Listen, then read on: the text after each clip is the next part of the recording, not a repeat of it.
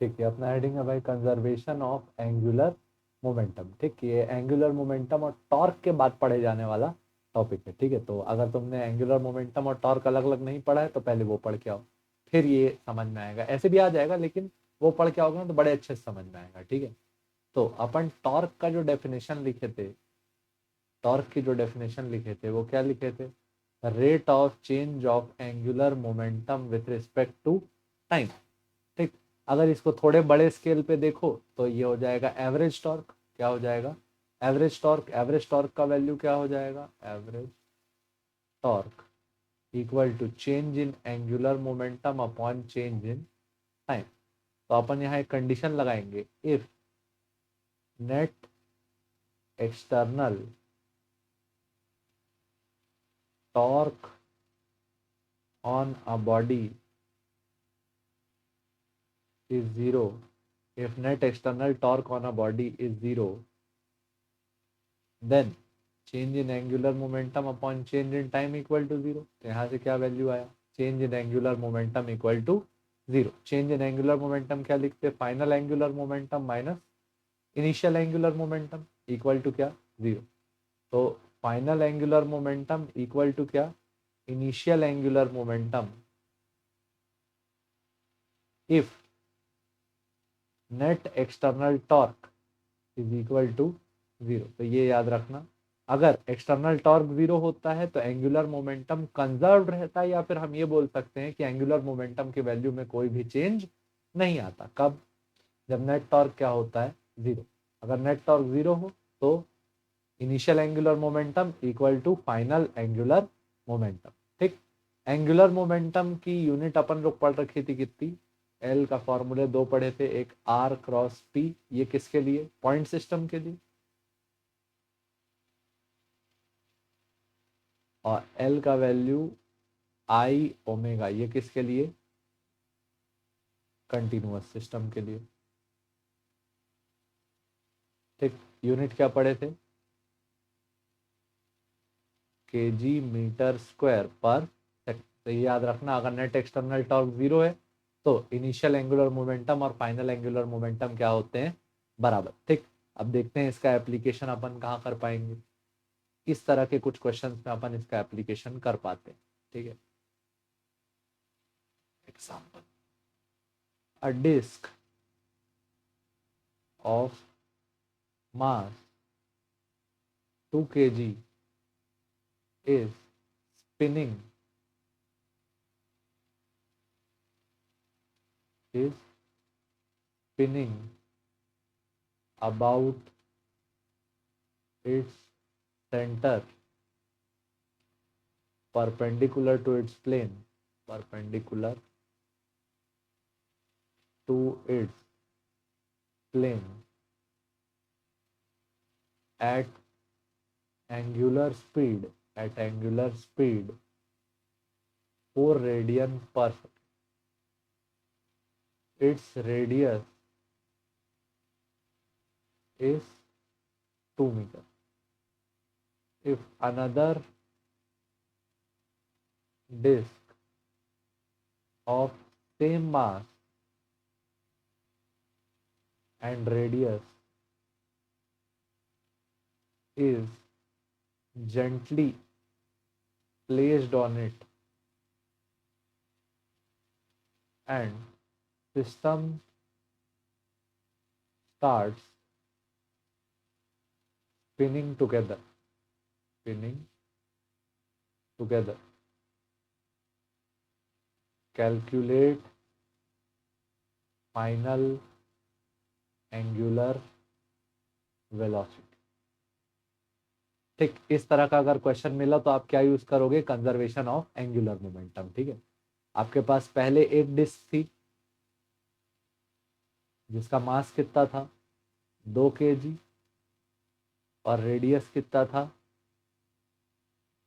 2 metre. ये घूम कितने से रहा था? ओमेगा इक्वल टू 4 रेडियन पर सेकेंड। ठीक, आपने जेंटली इसके ऊपर एक और डिस्क रख दी। ठीक, जेंटली इसके ऊपर एक और डिस्क रख दी। इनिशियल एंगुलर मोमेंटम लिखोगे तो क्या लिखोगे? आई इंटू ओमेगा, एक ही डिस्क थी। अच्छा, डिस्क के लिए आई का फॉर्मूला होता है M R square by 2 into omega. M का वैल्यू क्या 2, आर का वैल्यू कितना 2 का स्क्वायर बाय 2 इंटू ओमेगा का वैल्यू कितना था 4।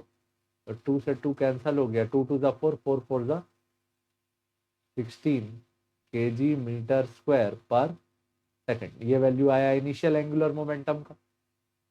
जब आपने इसके ऊपर एक डिस्क और रख दी, एक डिस्क के ऊपर एक डिस्क और रख दी, तो अब यहाँ टोटल डिस्क कितनी हो गई 2, टोटल डिस्क कितनी हो गई 2, तो आई नेट का वैल्यू चेंज हो जाएगा I1 प्लस I2। अच्छा, दोनों डिस्क एक जैसी थे तो दोनों का मोमेंट ऑफ इनर्शिया क्या होगा, सेम। क्या, m are square by 2 plus दूसरी डिस्क का भी m are square by 2, mass radius दोनों सेम था, दोनों डिस्क थी, तो टोटल मोमेंट ऑफ इनर्शिया हो जाएगा M R square.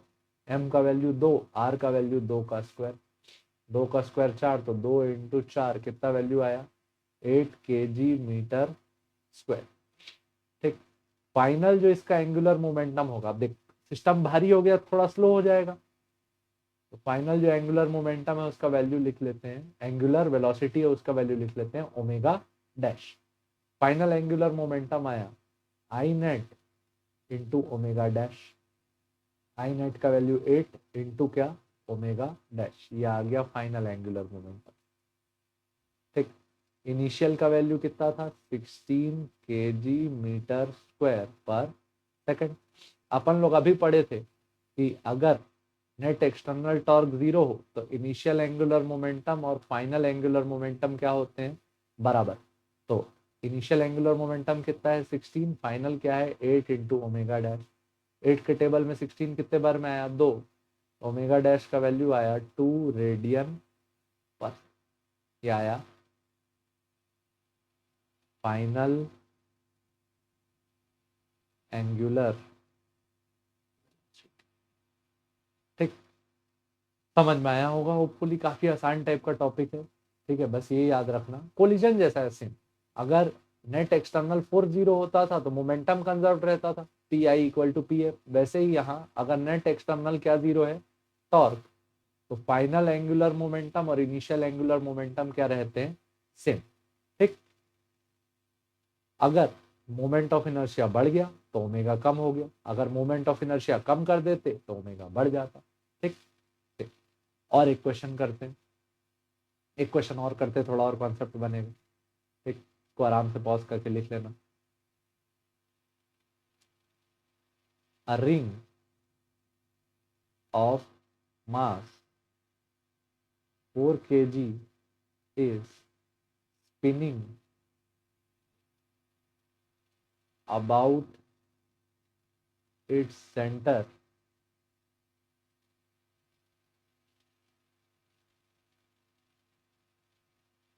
in a axis perpendicular to plane of ring, radius equal to 3 meter. If two masses each 1 kg, each of 1 kg are stuck to the ring at diametrically opposite points,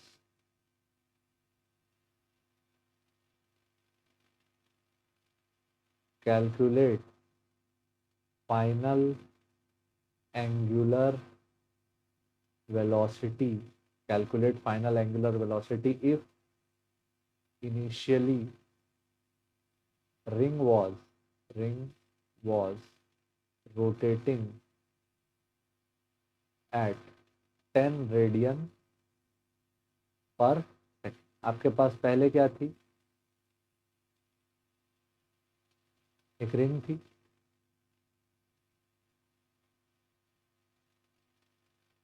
ring का जो मास था वो कितना था 4 kg, और जो ring का radius था वो कितना था 3 मीटर। ठीक। ये रिंग पहले अपने खुद के सेंटर के अबाउट घूम रही थी, कितने एंगुलर वेलोसिटी से 10 रेडियन पर सेकंड। ठीक, तो इसके लिए आई का वैल्यू क्या रहा होगा, एम आर स्क्वायर रिंग का। इनिशियल एंगुलर मोमेंटम क्या लिखोगे, आई रिंग इंटू ओमेगा, तो क्या आया M are square into omega.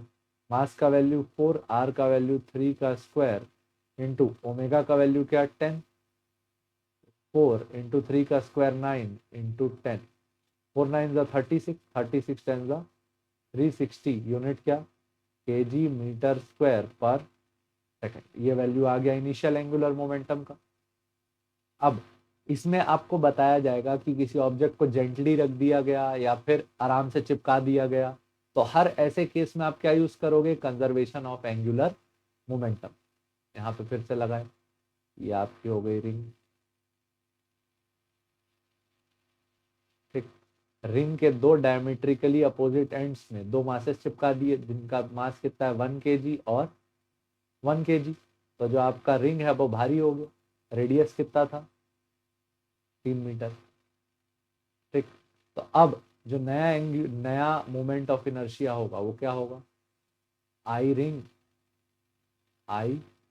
Ring plus I ball plus I ball. I ring का वैल्यू कितना है M R square plus I ball का value small M into R square plus small M into R square, क्योंकि दोनों का मास क्या है M और रेडियस कितना है आर। अच्छा, रिंग का मास कितना था 4 kg, रेडियस का वैल्यू 3 का स्क्वायर प्लस प्रत्येक बॉल का मास 1 kg और रेडियस का वैल्यू 3 का स्क्वायर प्लस 1 इंटू 3 का स्क्वायर, 4 इंटू 9 प्लस 9 प्लस 9, ये हो गया 36 प्लस 18, तो ये वैल्यू कितना आया 54 kg metre square. Final angular momentum का वैल्यू क्या, I net into omega dash. I net का वैल्यू कितना 54 इंटू ओमेगा डैश, ये वैल्यू आया फाइनल एंगुलर मोमेंटम का। अब आप क्या लिखोगे, since net external torque equal to 0, initial angular momentum equal to final angular momentum. Initial angular momentum कितना है 360, फाइनल एंगुलर मोमेंटम कितना है 54 ओमेगा डैश। तो 54 के टेबल में 360 कितने बार में चला जाएगा, 9 के टेबल में काट देते हैं, 9 के टेबल में ये 6 बार में, 9 के टेबल में ये 40 बार में। ठीक, तो ओमेगा डैश का वैल्यू कितना आया 40/6 या फिर 20/3 रेडियन पर सेकंड। तो यह हमारा तरीका था क्या कैलकुलेट करने का, final angular velocity using conservation of angular momentum. Angular momentum conservation का यूज करके क्या यूज कैलकुलेट किए, फाइनल एंगुलर वेलोसिटी। ठीक, ये हो गया एक यूज किसका, आपका एंगुलर मोमेंटम कंजर्वेशन का। ठीक, एक दो थ्योरेटिकल क्वेश्चन होते हैं, जैसे कि इमेजिन आइस स्केटर, एक आइस स्केटर है, ठीक है, ऐसे आइस स्केटर या फिर कोई डांसर है। ठीक, वो आप देखे होंगे जब वो तेज घूमते हैं क्या करते हैं, तेज घूमते हैं तो अपने हाथ को अपने बॉडी के पास रख लेते हैं। ठीक है, तो ये हो गया इनका क्या ओमेगा 1, और इनका आई का वैल्यू क्या I1। इसके बाद जब ये तेज घूमते हैं तो अपने हाथ को कहाँ निकाल लेते हैं, बाहर। हाथ को बाहर निकाल लेते हैं तो मोमेंट ऑफ इनर्शिया चेंज हो गया और स्पीड भी क्या हो गया चेंज। ठीक, तो ये अपना आइस डांस वगैरह में देख पाओगे। ठीक है, जब आइस स्केटर लोग तेजी से घूमते हैं तो अपने हाथ बिल्कुल फोल्ड कर लेते हैं अपने बॉडी के पास, जबकि जब उनको स्लो डाउन करना होता है तो वो अपने हाथ बिल्कुल बाहर छोड़ देते हैं। अब इससे होगा क्या, देख उनकी जो बॉडी है वो क्या है एक्सिस ऑफ रोटेशन, बॉडी क्या है एक्सिस ऑफ रोटेशन। तो जो इनिशियल एंगुलर मोमेंटम होगा Li, उसका वैल्यू क्या होगा I1 ओमेगा 1। अब जब फास्ट घूम रहे हैं तो ओमेगा 1 क्या होगा हाई, और अब जगह अगर ओमेगा 1 हाई है तो I1 का वैल्यू क्या करना है लो। तो देखो एक्सिस से डिस्टेंस जितना कम कर दोगे एम आर स्क्वायर में आर का वैल्यू उतना कम हो जाएगा। ठीक, तो I1 का वैल्यू कम और ओमेगा का वैल्यू क्या ज्यादा। ठीक, और इसके कंपैरिजन में जैसे ही उन्होंने अपना हाथ खोला तो हाथ दूर चला गया, मतलब रेडियस बड़ा हो गया। तो रेडियस बड़ा हो गया तो I2 का जो वैल्यू हो गया वो क्या हो गया हाई, और बदले में अपने आप जो एंगुलर वेलोसिटी है वो क्या हो जाएगी, लो। क्यों? क्योंकि ये लॉ फॉलो कर रहे हैं क्या, initial angular momentum equal to क्या, फाइनल एंगुलर मोमेंटम, यानी I1 ओमेगा 1 इक्वल टू क्या होना चाहिए, I2 ओमेगा 2। मतलब जब वो डांसर तेज घूमेगी तब उसको अपने हाथ कहाँ करने पड़ेंगे, अंदर, ताकि ये हाई रहे तो ये क्या हो जाए, लो। और जब उसको स्लो रोटेट करना है, स्लो रोटेट करेंगे तो ओमेगा 2 का वैल्यू क्या है, लो, तो उसको कंपनसेट करने के लिए मोमेंट ऑफ इनर्शिया क्या करना पड़ेगा, हाई। इसी कारण जो बैलरीना रहती है या फिर आइस स्केटर लोग रहते हैं, उन लोग जब स्लो घूमते हैं तो अपने हाथ बाहर रखते हैं, और जब फास्ट घूमते हैं तो हाथ अंदर रखते हैं। हाथ अंदर रखने से मोमेंट ऑफ इनर्शिया क्या हो जाएगा, कम, तो एंगुलर वेलोसिटी ज्यादा। ये भी किसका एप्लीकेशन है, कंजर्वेशन ऑफ एंगुलर मोमेंटम का। ठीक, तो ये आप लोग ध्यान रखना। एंगुलर मोमेंटम कंजर्वेशन में एक टाइप का प्रॉब्लम और आता है, उसको अपन जस्ट अगले वीडियो में डाल देंगे, एनर्जी लॉस का। ठीक है, देख जैसे कि बता दे रहा हूँ थ्योरी, ताकि अगले वीडियो को आप देख पाओ। ठीक है, तो ये वाले को ध्यान रखना। जैसे कि आपके पास पहले सिर्फ एक डिस्क घूम रही थी, उसके ऊपर एक और डिस्क रखे, तो उसको सेकंड डिस्क को स्पीड में लाने के लिए कुछ हम लोग को फ्रिक्शन के द्वारा वर्क किया गया होगा, जिसके कारण कुछ क्या होंगे, एनर्जी लॉस। तो इस एनर्जी लॉस के बारे में हम लोग नेक्स्ट वीडियो में देखेंगे। ठीक है, energy loss while placing one disk on another, ये भी एक फ्रीक्वेंट आस्क्ड क्वेश्चन है, तो उसको भी ध्यान रख के करना है। ठीक है, ठीक भाई, ये वाली वीडियो यहीं पर समाप्त। धन्यवाद देखने के लिए, जय हिंद।